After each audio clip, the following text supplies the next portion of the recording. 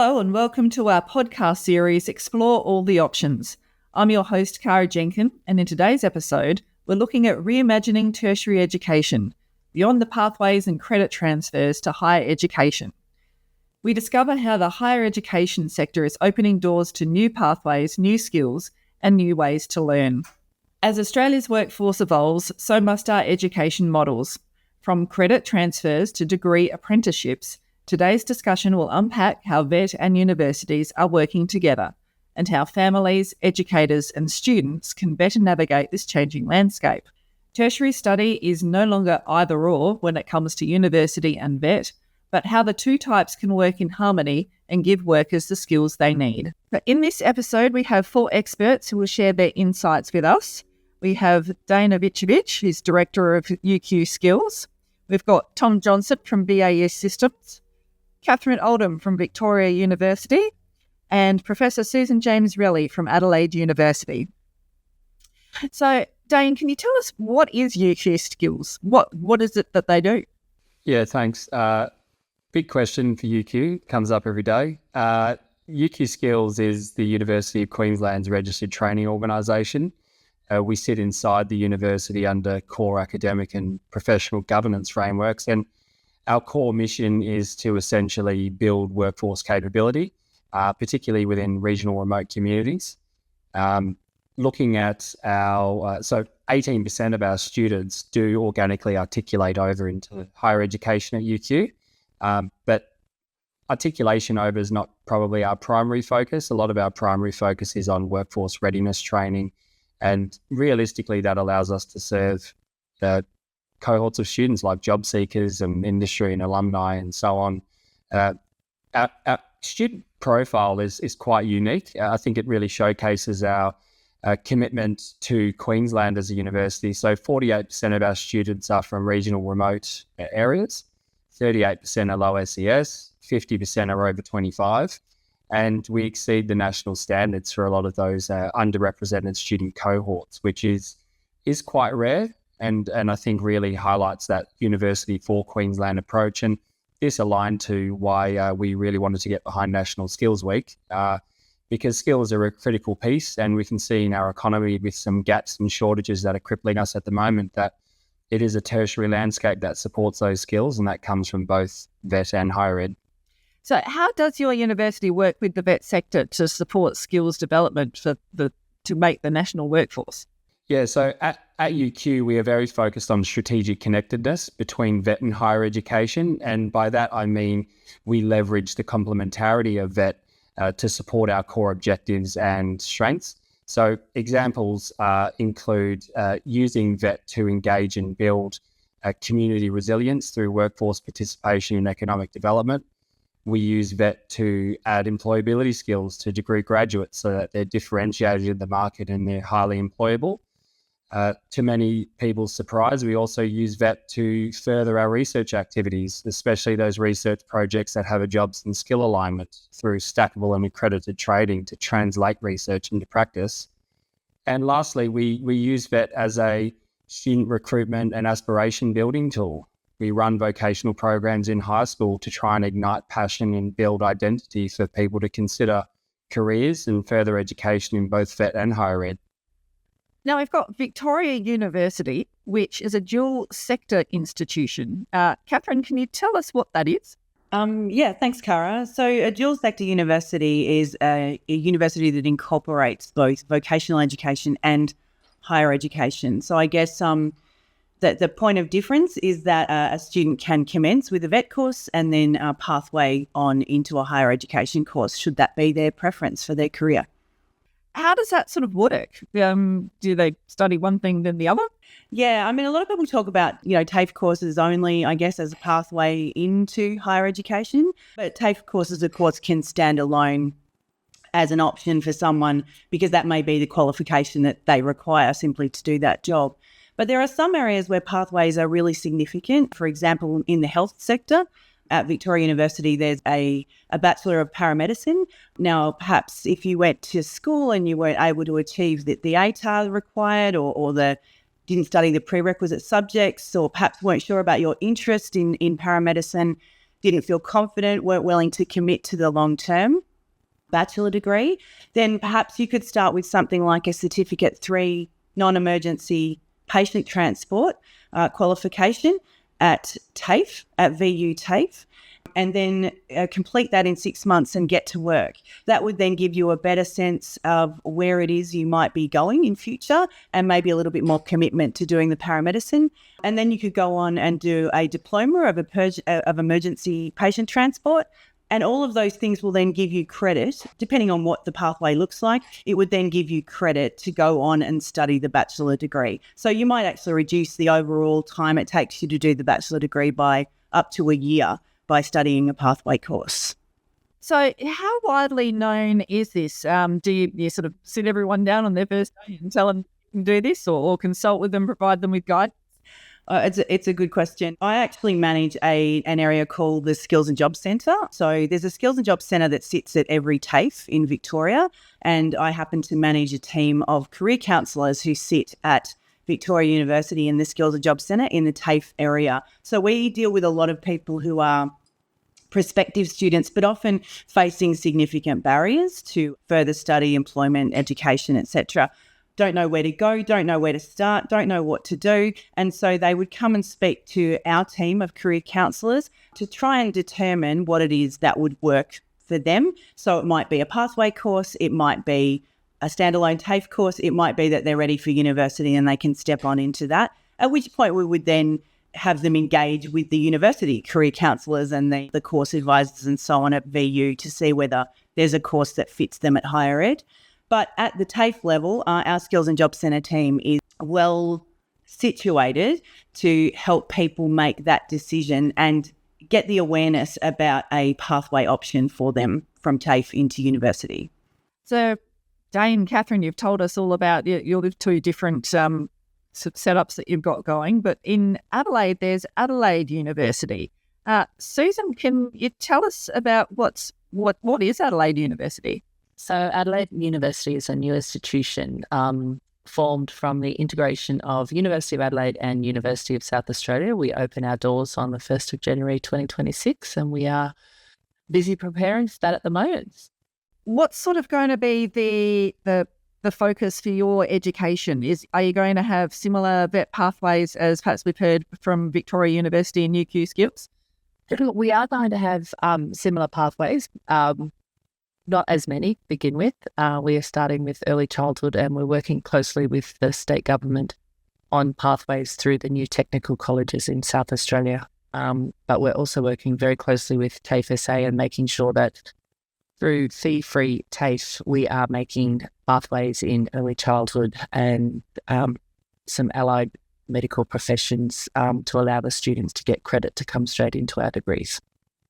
So can universities help demystify that vet options, or demystify the vet options for families who are considering higher education? Absolutely. I think it's really important that we work closely together with families and as Dane said, begin to think more about a tertiary education landscape rather than the siloed effects that we have had previously. So we have a lot of open days. We had one just last Sunday on our North Terrace campus. We've got them on our other 4 campuses throughout the remainder of the year. And it really is talking to parents who often have preconceived ideas around what university is and what vet is. And it's about breaking down those barriers and showing the pathways, but also the economic imperative of what vet can provide for young people who may balk at the idea of university through fees,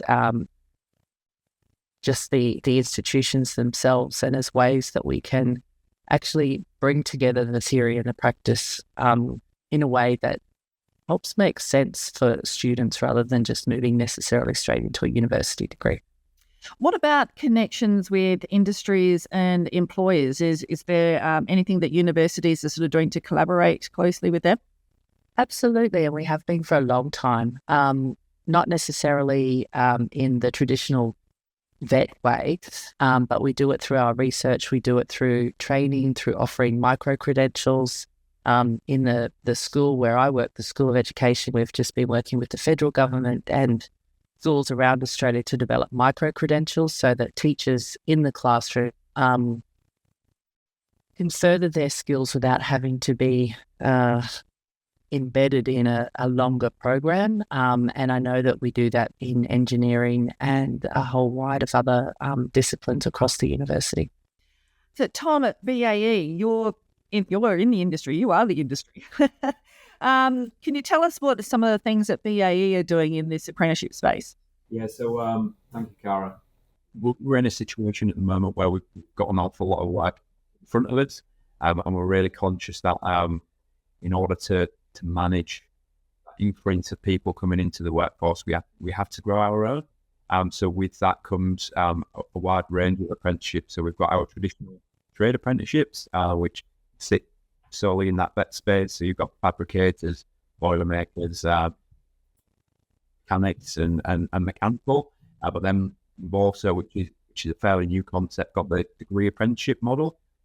So we've got 2 running at the moment and looking at starting a third for 2026 as well. So really, really excited about that. What are degree apprenticeships? Yeah, so question that gets asked all the time.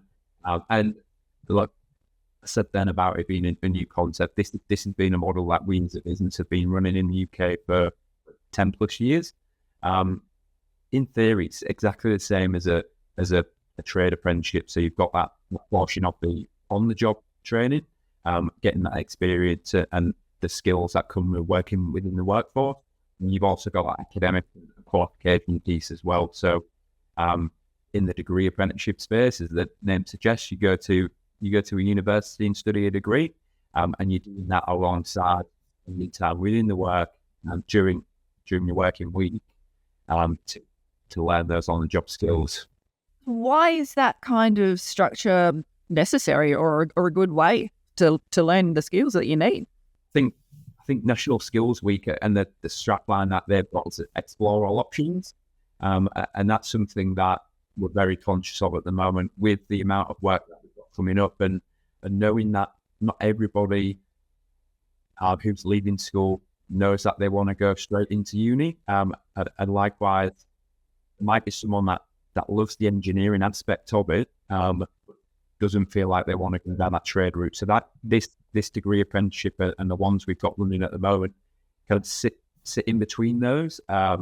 It's really good for people who maybe when they left school, they just wanted to get out into the workforce and go and get some experience.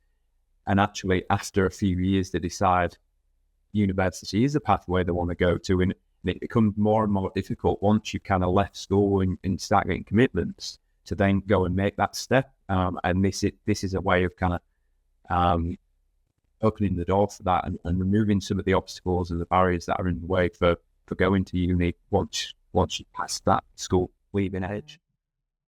It's something that I haven't really heard about, these different pathways. Dane, is there a lot more pathways than many people sort of realise that are out there? Is that sort of some of the feedback that you get? Yeah, look, certainly. I mean, I think from a nomenclature perspective, there's different categories of pathways. You might have your pathways with credit, you might have your degree apprenticeships, you might have access and entry. So there is an array out there, and I think probably at a tertiary level, everyone is making more sense of that and how that all fits together as a puzzle, especially as part of a broader tertiary harmonisation approach. And Catherine, are you finding that there are many parents that know sort of about some of these options? It's actually something that comes up all the time. We have a lot of young people walk through our door not knowing what it is that they should be doing next. Obviously, a lot of young people, if they've gone through school and they've completed Year 12, they're kind of thinking often or being spoken to about university as the next step, but it's not always the best next step for individuals. As Tom was saying, sometimes they need to look at exploring all their options. Pre-apprenticeships give you a taste of what an apprenticeship might look like. There's foundation programs, transition programs, as well as standalone, vet TAFE courses that might be able to get you to where you want to get to. So parents are increasingly reaching out to our Skills and Job Centre to ask us questions along those lines because the traditional thinking of going straight to uni after school isn't always the right option for everybody. Susan, you mentioned micro-credentials before. Micro-credentials. Try to say that 5 times fast. What exactly are they? They're bite-sized pieces of learning that can all come together to form a bigger amount of credit. So what we have at the moment are 3 micro-credentials that build together that teachers can do over a period of time. Most often they are pieces of learning that people can do in their own time. They don't have to have this particular day at this particular time to do it. They can log in and out and complete their learning at their own pace. And they're ways of upskilling the workforce that allows people, particularly in, we're all busy professions, to just get that professional development that they might not otherwise look for. Are they nationally recognised qualifications? People will be able to add this to their resumes? Absolutely. I mean, it depends on the micro-credentials. The ones that we're offering at the moment are nationally recognised. Some of them are company recognised. Some of them are state recognised. It really just depends on how they've been developed and who they've been developed for. And what type of people can access those? So the ones that we've got at the moment, you need to be a registered teacher or a student in a registered organisation studying an initial teacher education degree. But I know of ones that have been done for the police. Microsoft have their own range of micro-credentials for all of their staff throughout. So there's a whole variety of different micro-credentials that people can do depending on their profession, their organisation, their discipline. They're a great way of dipping back into the learning sphere if you've been out of it for a while, and you can develop that knowledge and skill that you feel you need without having to go back and start again or move into a postgraduate degree. Just while I think we focus a lot on young people, students going from what they're going to do post-school, there might be a lot of parents out there thinking they're watching this to help their students, but this might be handy information for themselves so that they can upskill themselves and perhaps go back to study through vocational education and training they hadn't thought about. I think it's like we often think of VET as where to next with it, but I mean, VET's also about who people become along that journey. And I think when we look at UQ and through UQ skills, one of the reasons we use VET as a tool is to build aspiration. So ignite that aspiration in high school students, build an identity and kind of create a sense of belonging, particularly important in those students that may not see themselves reflected in that traditional academic model. Because when you look at universities and sometimes particularly in high schools, the narrative is often what will VET articulate into, and it's not always necessarily about what VET may awaken. And I think when you look at a lot of these students that may come from disadvantaged or underrepresented student cohorts, all it takes is that spark, and that's quite different to the traditional concept of a pathway. And that spark completely rewrites that narrative for these students.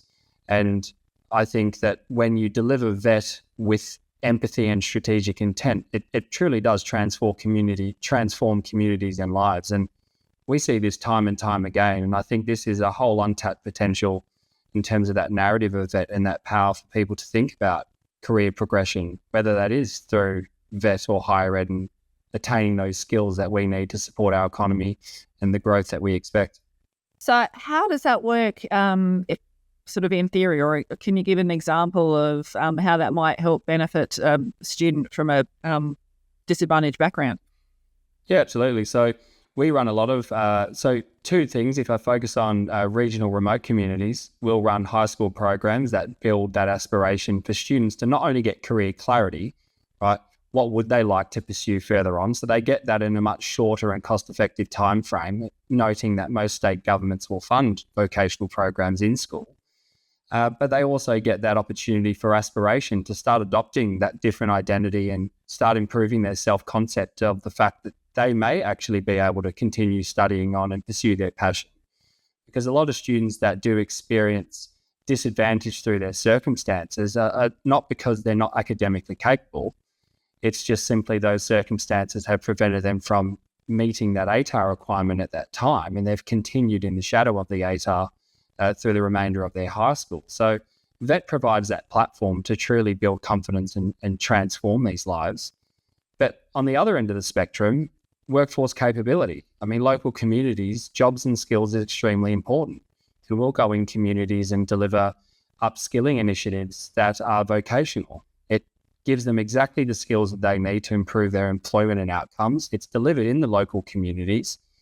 And when you look at that as a big picture item, it's a very cost-effective, high return on investment initiative to build the resilience of a community. And I mean, that is the social license that universities are working towards achieving. And by harnessing the complementarity of VET or that strategic connectedness, it's a very powerful tool. I think to add to that as well, pick up on some of Dane's points there, what's great about some of these new initiatives and new programs is that certainly industry and employers are able to tailor exactly what that course looks like to set that employee up to do the best possible job they can and equip them with the right amount of information. So whether that is going to TAFE and doing some kind of courses alongside your work, or like we spoke about before, going and do a full apprenticeship, the fact that you can then start looking at what units you're doing and then complementing that with the workplace experiences that you get as well. It's setting people up and giving them the tools they need to do the job, which is amazing. And I think it's using some of the experiences there as well and changing as you go. Like when you're 17, 18-year-old, you might not know what you're going to be wanting to do when you're in your late 20s, early 30s. So that ability to kind of pivot and then go again, it's amazing. We had one of the first intakes we had for the degree apprenticeship in South Australia. We had a kind of mid-30s apprentice that joined us, had a family, and had obviously kids and a mortgage and that type of thing, was working out in industry. So his chance of going to uni at that point was really slim. If you're looking at kind of 8 years part-time to go and do that. So he felt like he kind of reached the top of the industry he was in, and he was almost a little bit stuck. So what that enabled him to do was to say, well, actually, we get paid decent wage, and we get the university fees paid for as well. So then you can start doing the math and say, actually, that's an investment I'm willing to make into myself. Kind of fast forward 1.5 years now, he's doing absolutely amazing and getting some great results. And what comes with that is that confidence and the ability to talk to people as well, which you get with an apprenticeship and that time that you spend in the workplace as well. So yeah, we're fully supportive of it. We've talked a lot about young people as well, and it's good to mention, Tom, the people who might not fall into that category. Our skills and job centres were born out of the automotive redundancies that happened here in Victoria. There were thousands of people who were displaced. The jobs that they had been doing in industry no longer existed.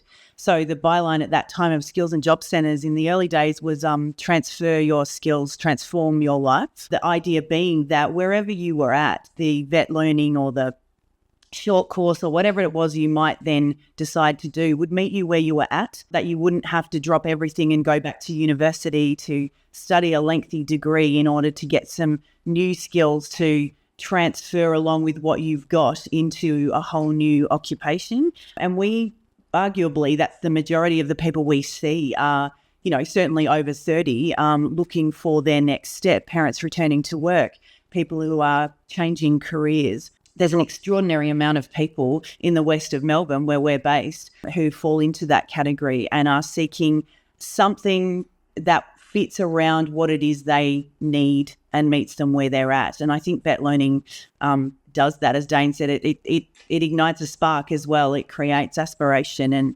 confidence to move forward. Perhaps then for universities, especially dual sector university like ours, we can then become a lifelong learning partner for that person, where whatever it is they want to do at whatever stage they're at in their lives, they'd be able to come back and say, what can I now do to upskill to get into the next stage of my career? I agree with everything that's been said. And I think a lot of the rhetoric around equity and access is dependent on vet and higher education working together, or else we're never going to achieve that in society in the way that rhetoric portrays what we should be doing. And I think as not just a stepping stone, because vet is often seen as a way to something else.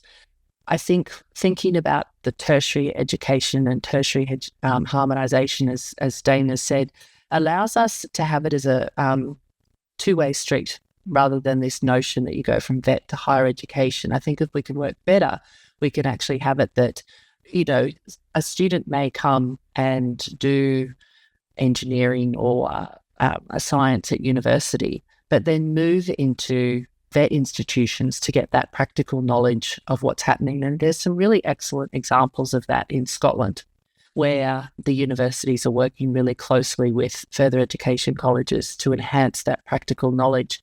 And we also see it with skills competitions, World Skills International, all the various member countries, in the way that they're using the occupational standards in order to leverage the quality of the vet workforce in their own countries. So I think there's huge amounts of work still to do, but I definitely think we're on the right track if we begin to think about tertiary education landscape, tertiary harmonisation, and not keep them as silos.